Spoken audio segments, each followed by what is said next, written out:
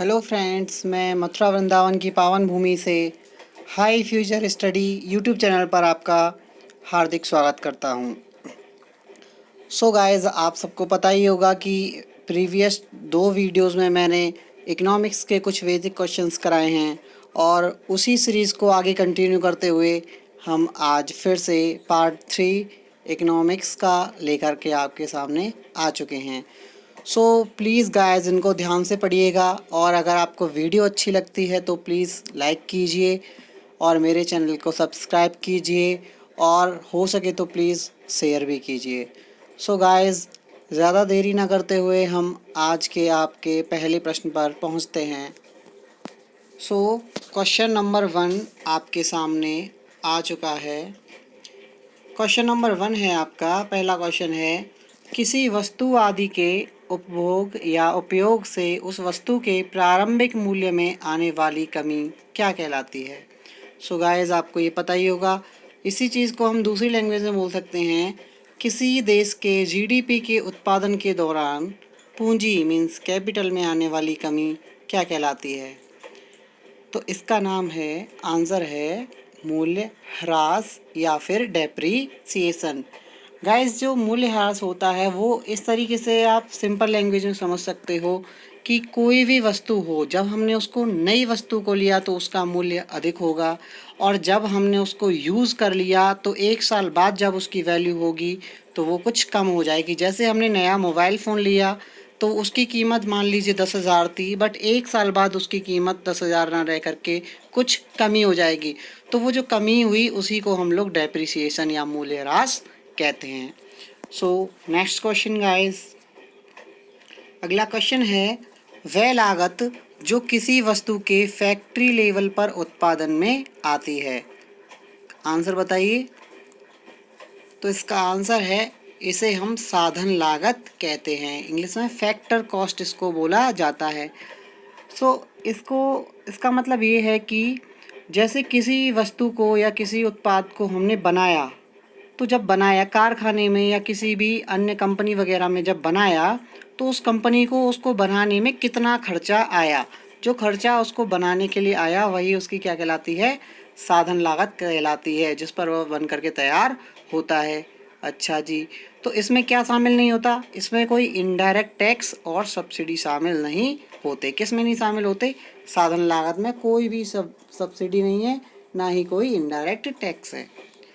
Next question है आपके सामने, वह कीमत जो किसी वस्तु को बाजार में खरीदने पर चुकानी होती है क्या कहलाती है। वह कीमत जो किसी वस्तु को बाजार में खरीदने पर, जैसे हम लोग मार्केट में गए और किसी चीज़ को खरीदने के लिए जो कीमत हम चुकाएंगे वह क्या कहलाती है। इसका आंसर है बाजार मूल्य या मार्केट प्राइस। बाजार मूल्य मार्केट प्राइस। गाइस, आपको पता ही होगा इसमें क्या क्या शामिल होता है। तो बाजार मूल्य जो होता है वो साधन लागत मतलब factor cost plus indirect tax plus subsidy, इसमें सारी चीज़ें ऐड हो जाती हैं। गाइस, आप इसको ऐसे समझ सकते हो, अगर किसी कंपनी किसी मोबाइल को मान लीजिए 5,000 में बना करके तैयार किया होगा अपनी साधन लागत पर, उसके बाद में कंपनी ने क्या किया होगा, अपने लिए लाभ रखा होगा, कम से कम 2,000 रुपये या 3,000 रुपये उसने लाभ कमा लिया। मान लीजिए 3,000 रुपये कंपनी ने लाभ कमाया, तो कीमत 5 से बढ़ के कितनी हो गई, 8,000 रुपये हो गई। फिर उस 8,000 के बाद में जो मार्केट में जो गवर्नमेंट ने उस पर क्या लगाया होगा, टैक्स लगाया होगा। मान लीजिए 2,000 रुपये उस पर क्या लगा दिया, टैक्स लगा दिया। टैक्स लगाने के बाद में फाइनल कीमत कितनी हो गई उसकी, 10,000 रुपये हो गई। तो मार्केट में हमको कितने प्राइस पर मिला, वो 10,000 पे, जबकि उसकी फैक्टर कॉस्ट क्या थी, 5,000 रुपये। आई थिंक आप लोग ये सारी चीज़ें समझ चुके होंगे। सो नेक्स्ट क्वेश्चन हम आपके सामने लेकर के आते हैं। अगला क्वेश्चन है, वह आय जिसे व्यक्ति खर्च करने के लिए स्वतंत्र होता है, अर्थात कुल निजी आय से प्रत्यक्ष कर जैसे कि इनकम टैक्स है उसको हटाने के बाद बची आय क्या कहलाती है। मतलब गाइस, ऐसी आय जिसको हम लोग खर्च करने के लिए बिल्कुल स्वतंत्र होते हैं वो क्या कहलाती है, वो कहलाती है व्यय योग्य आय, मतलब खर्च करने योग्य आय। तो गाइस, ऐसा होता है जैसे हमें कोई सैलरी मिलती है तो हम पूरी सैलरी को जो है खर्च नहीं कर सकते। क्यों नहीं कर सकते, क्योंकि उसमें हमें क्या करना पड़ता है, टैक्स पे करना पड़ता है, इनकम टैक्स भी तो देना पड़ता है। तो उसको इनकम टैक्स को गवर्नमेंट को देने के बाद में जो आय बचती है उसको हम खर्च कर सकते हैं, तो उसी को क्या कहते हैं, व्यय योग्य आय। इसे हम इस तरीके से समझ सकते हैं, व्यय योग्य आय जो होती है वो हमारी कुल निजी आय में से डायरेक्ट टैक्स जो होते हैं, प्रत्यक्ष कर जो होते हैं, उनको हटाने के बाद में मिलती है। ठीक है। सो नेक्स्ट क्वेश्चन आपके सामने आने वाला है, ये है एक वित्तीय वर्ष में, मतलब एक साल में, किसी भी देश की भौगोलिक सीमाओं के अंदर, मतलब उस देश की सीमाओं के अंदर ही अंदर रह करके उत्पादित, मतलब जो बनाई गई वस्तुओं और सेवाओं के अंतिम मौद्रिक मूल्य को क्या कहते हैं। तो बताइए गाइस, एक साल में किसी देश की भौगोलिक सीमाओं के अंदर जो वस्तुएं और सेवाएं बनाई जाती हैं, उत्पादित की जाती हैं, उनका अंतरिम मौद्रिक मूल्य क्या कहलाता है। गाइस ये बहुत इंपॉर्टेंट है, प्लीज़ इसका आंसर आप जल्दी से बताइए। तो चलो मैं बता देता हूँ, इसका आंसर है उस देश का सकल घरेलू उत्पाद, मीन्स ग्रॉस डोमेस्टिक प्रोडक्ट, जिसे हम शॉर्ट में जीडीपी बोलते हैं। आप ये शब्द जीडीपी बार बार कहीं ना कहीं सुनते ज़रूर रहते होंगे, तो आज आप समझ चुके होंगे कि जीडीपी क्या होता है। जीडीपी का मीन्स ये है, जैसे कि हमारा देश भारत हुआ, भारत में एक साल के अंदर पूरे देश में कितनी सेवाओं और जो उत्पाद हमने बनाए, कितनी सेवाएं बनाई, कितनी वस्तुएं निर्माण की, उन सब का जो मूल्य होगी, जो वैल्यू होगी, जो वही क्या कहलाती है, उस देश की जीडीपी, सकल घरेलू उत्पाद कहलाता है। तो आगे समझिए, अगला क्वेश्चन है आपके सामने, यदि जीडीपी में से पूंजी के मूल्य में होने वाली कमी, मीन्स मूल्यह्रास को हटा दिया जाए तो क्या प्राप्त होगा। अब हमने क्या किया, जैसे हमने उत्पादन कर लिया एक साल का, लेकिन जब हमारे पास एक साल पहले कोई मशीन होगी तो वो बिल्कुल नई होगी। अब एक साल जब हमने उसका यूज़ कर लिया है तो उसकी वैल्यू में कुछ कमी आई होगी, कुछ घटी होगी, तो जो कुछ डेप्रिसिएशन होगा उसकी, जो एक साल पहले की जो वैल्यू थी, तो अब हम इस जीडीपी में से उस वैल्यू को घटा दिया है, तो वो क्या होगा अब जो हमें मिलेगा, इसको बोला जाता है शुद्ध या सबल घरेलू उत्पाद। इंग्लिश में इसको net domestic product means NDP कहते हैं। नेट क्यों आ गया, क्योंकि ग्रॉस में से हमने डेप्रिसिएशन को माइनस कर दिया, तो ग्रॉस में से डेप्रिसिएशन माइनस किया तो हमें क्या मिल गया है यहाँ पर, नेट। बाकी सारी चीज़ें सेम है, domestic product. So next question आपके सामने आने वाला है, देखिएगा। अच्छा, यहाँ पर क्या होता है, N D P is equals to G D P minus depreciation, आप समझ गए होंगे। नेट में से ग्रॉस, जो ग्रॉस में से डेप्रीसिएशन घटाया तो क्या मिल गया हमको, नेट मिल गया, ये याद रखिएगा। नेक्स्ट क्वेश्चन है, अगर जीडीपी में, जो हमने जीडीपी मतलब आप समझ चुके हो, एक वर्ष में एक पूरे देश के अंतर्गत जो वस्तुएं और सेवाएं उत्पादित की गई उनका वैल्यू जो होगा वो जीडीपी हो गया। तो अगर जीडीपी में भारतीयों द्वारा विदेशों में किया गया उत्पादन जोड़ लिया जाए, मतलब भारत के कुछ लोग विदेशों में रह रहे होंगे अलग अलग कंट्रीज़ में, अब उन्होंने भी तो कुछ पैसा कमाया होगा, तो हमने क्या किया, उसको जोड़ लिया, तथा विदेशियों द्वारा भारत में किया गया उत्पादन घटा दिया जाए। अब क्या होगा कि भाई बहुत सारी कंपनी विदेश की, जैसे अमेजन हुआ और भी बहुत सारी कंपनियां, गूगल है, ये विदेशी कंपनियां, ये हमारे भारत में भी तो कुछ पैसा कमा रही हैं। तो हमने क्या किया, विदेशियों द्वारा भारत में जो उत्पादन किया उसको माइनस किया, और जो भारतीयों ने विदेशों में उत्पादन किया उसको प्लस किया। तो जीडीपी में से हमने इन दोनों चीज़ों को क्या किया, समझ गए होंगे आप। जीडीपी में भारतीयों का प्लस किया जो बाहर कमाया, और विदेशियों ने जो यहाँ पर कमाया हमारे देश में उसको माइनस किया, तो क्या प्राप्त होगा। तो देखिए क्या प्राप्त होगा, इसको कहते हैं हम सकल राष्ट्रीय उत्पाद, means gross national product, GNP। अब यहाँ पर नेशनल आ गया, क्यों आ गया नेशनल, नेशनल इसलिए आ गया क्योंकि अब हम राष्ट्र की बात कर रहे हैं, अपने देश की बात कर रहे हैं। तो विदेशियों का हमने माइनस कर दिया, जो विदेशियों ने हमारे देश में कमाया था, और हमारे देश वाले जो नागरिक थे उन्होंने जो विदेशों में जाकर के धन कमाया था, इसको हमने ऐड कर लिया। ये क्या कहलाता है, सकल राष्ट्रीय उत्पाद, आप समझ चुके होंगे। सो नेक्स्ट क्वेश्चन है हमारा,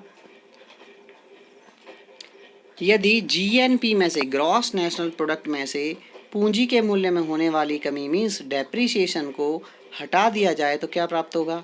मैंने आपको पिछले क्वेश्चंस में ही बताया था कि ग्रॉस में से अगर हम डेप्रीसिएशन माइनस करते हैं तो क्या मिलता है, ग्रॉस में से डेप्रीसिएशन माइनस किया तो नेट मिलता है ना, तो बस नेट करना है यहाँ पर ग्रॉस की जगह। तो देखिए आंसर क्या है।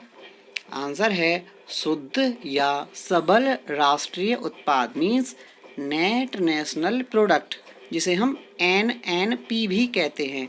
अब नेट नेशनल प्रोडक्ट आ गया, मतलब हमारे देश का शुद्ध और हमारे देश के जो नागरिक हैं उन्हीं के द्वारा कमाया गया, उत्पादित किया गया उत्पाद वह आ चुका है, नेट नेशनल प्रोडक्ट। और आपको एक नया फैक्टर यहाँ पर मिलने वाला है। देखिए ये यहाँ पर बता दिया, net national product is equals to GNP में से डेप्रिसिएशन को माइनस किया, ग्रॉस में से डेप्रिसिएशन घटा और नेट आता है सीधे सीधे। अच्छा आगे देखिए, साधन लागत पर शुद्ध राष्ट्रीय उत्पाद ही राष्ट्रीय आय कहलाता है। मतलब नेट नेशनल प्रोडक्ट जो था किस पर, साधन लागत। साधन लागत आप याद कीजिए कहाँ पर था, वो फैक्ट्री लेवल पर बिना टैक्स वाली जो उत्पादन था उसकी बात कर रहे हैं हम लोग। तो साधन लागत पर शुद्ध राष्ट्रीय उत्पाद ही क्या कहलाता है, राष्ट्रीय आय कहलाता है। इसको आप ऐसे समझ सकते हो, net national product at factor cost is equals to national income, means national income is equals to net national product at factor cost. आप समझ गए होंगे, बहुत होशियार हो आप लोग। अच्छा जी, अगर हम मार्केट प्राइस वाले की बात करते हैं तो हम ये यहाँ पे FC से और MP से आप हो सकता है थोड़े कंफ्यूज हो, बट इसको समझ लीजिए, कुछ नहीं है ये। नेट नेशनल प्रोडक्ट कहाँ पर, मार्केट प्राइस पर कब आएगा, मार्केट में आएगा तो क्या टैक्स, उसमें टैक्स ऐड हो जाएंगे और सब्सिडी ऐड हो जाएगी, सिंपल सी बात है। So net national product at factor cost plus indirect tax plus subsidy add कर दिया, क्या मिल गया हमको, मार्केट प्राइस मिल गया। बट अगर नेशनल इनकम की बात करते हैं तो किस पर होती है, फैक्टर कॉस्ट पर होती है। सो गाइस नेक्स्ट क्वेश्चन आपके सामने है, आर्थिक समृद्धि जिसको हम कहते हैं इकोनॉमिक ग्रोथ कैसी अवधारणा है। अब इसका आंसर बताइए ज़रा। तो आर्थिक समृद्धि जो है वो एक सूक्ष्म या संकुचित अवधारणा है। माइक्रो या नैरो आप समझते हो, नैरो माइंड, संकुचित छोटा, तो नैरो अवधारणा है वो। क्यों, क्योंकि आर्थिक समृद्धि में केवल धन की कमाई देखी जाती है, कितना ज़्यादा कमाया, न कि संपूर्ण देश की जनता का विकास। इस कारण देश या अर्थव्यवस्था के कुछ लोग धन कमा करके अत्यधिक अमीर हो सकते हैं और बाकी जो जनता है वो गरीब हो सकती है। तो जनता के बीच में, नागरिकों के बीच में, अमीर गरीब के बीच की जो खाई है वो बढ़ती जा सकती है। इसलिए आर्थिक समृद्धि, इकोनॉमिक ग्रोथ एक कैसी अवधारणा है, सूक्ष्म या संकुचित। नेक्स्ट क्वेश्चन है गाइस, आर्थिक विकास कैसी अवधारणा है, इकोनॉमिक डेवलपमेंट कैसी अवधारणा है, कैसा कॉन्सेप्ट है।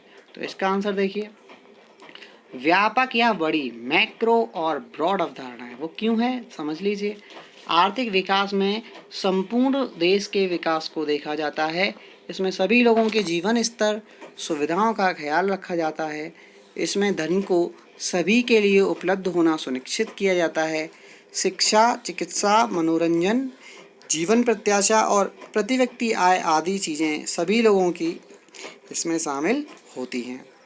सो नेक्स्ट क्वेश्चन है गाइस आपके सामने, राष्ट्रीय आय किसका सूचकांक है, राष्ट्रीय मतलब देश की आय। सो जो राष्ट्रीय आय है वो आर्थिक समृद्धि का सूचकांक है। क्यों है, क्योंकि इसमें केवल देश की कुल आय की बात होती है कि पूरे देश ने कितना कमाया। मतलब एक आदमी कौन है, मुकेश अंबानी, जो अरबों रुपए कमाता है। एक आदमी है जो गांव का आम आदमी, जो मजदूरी से 200 रुपये डेली कमाता है। क्या उन दोनों की जो कमाई है वो बराबर है, नहीं। इसलिए जो राष्ट्रीय आय होती है वो पूरे देश की बात करती है। तो इसलिए ये कैसी है, समृद्धि को दर्शाता है, विकास को नहीं, क्योंकि सबका विकास बराबर थोड़ी हुआ। सो नेक्स्ट क्वेश्चन है, प्रति व्यक्ति आय, पर कैपिटा इनकम या पर कैपिटल इनकम किसका सूचकांक है। जो प्रति व्यक्ति आय होती है वो आर्थिक विकास का सूचकांक है। क्यों है, क्योंकि इसमें देश के प्रत्येक नागरिक की आय की बात होती है। So thank you guys, I hope ये वीडियो आपको बहुत अच्छी लगी होगी और आप इन क्वेश्चंस को समझ पाए होंगे। So thanks for watching my video and please like कर दीजिए, अगर आपको अच्छी लगी है तो सब्सक्राइब कर दीजिए मेरे स्टडी चैनल को और शेयर कर दीजिए अपने फ्रेंड्स में। अगर आपको लगता है कि ये जो बेसिक क्वेश्चंस हैं आपको समझ में आ रहे हैं, और बहुत से लोग ऐसे होते हैं जो उनके कॉन्सेप्ट जो हैं वो अधूरे रह जाते हैं और नहीं समझ पाते। सो मैंने बहुत ही सिंपल लैंग्वेज में आपको समझाने की कोशिश की है। सो प्लीज़ गाइस मुझे सपोर्ट कीजिए, मोटिवेट कीजिए। Thank you so much.